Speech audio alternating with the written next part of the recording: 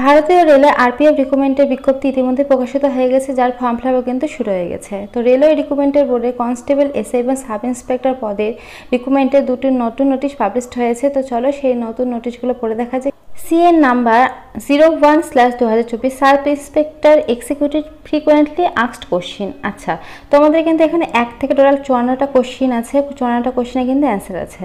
তো আমাদের এই ফর্ম ফিল আপ নিয়ে যদি কোনো রকমের কোনো যদি কোশ্চিন থাকে, তাহলে কিন্তু এই 54টা কোশ্চিনের মধ্যে কিন্তু তোমরা অ্যান্সারটা পেয়ে যাবে।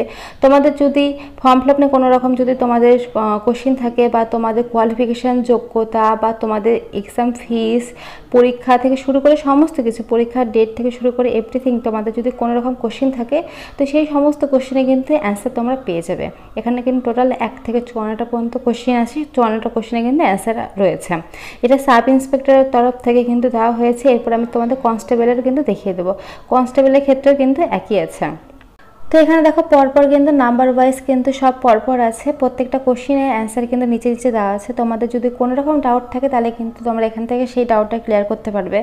তোমাদের এজ থেকে শুরু করে ফর্ম ফিল আপের লাস্ট ডেট থেকে শুরু করে সমস্ত তোমাদের যত কনফিউশন আছে, সমস্তটাই কিন্তু তোমরা এই প্রত্যেকটা কোশ্চিনের অ্যান্সারের মাধ্যমে তোমরা সমস্ত ডাউটটা ক্লিয়ার করে নিতে পারবে। টোটাল কিন্তু 54টা কোশ্চিন আছে, 54টা কোশ্চিনে কিন্তু তোমাদের অ্যান্সারটা দেওয়া আছে। তো এখানে পরপর আমি তোমাদেরকে দেখিয়ে দিচ্ছি। এই যে দেখো, লাস্ট দেখিয়ে দিলাম 54টা, তোমরা কিন্তু তোমরা ডাউটটা ক্লিয়ার করে নিতে পারবে।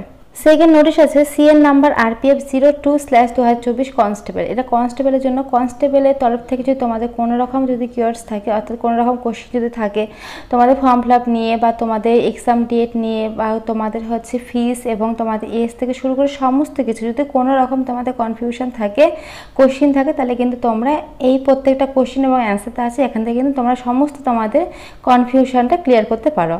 আর এটা কিন্তু টোটালটা ইংলিশে আছে, তোমরা কিন্তু গুগল ট্রান্সলেশনের মাধ্যমে কিন্তু তোমরা বাংলা করে নিতে পারবে, সেখান থেকে কিন্তু সুন্দরভাবে পড়ে নিতে পারবে।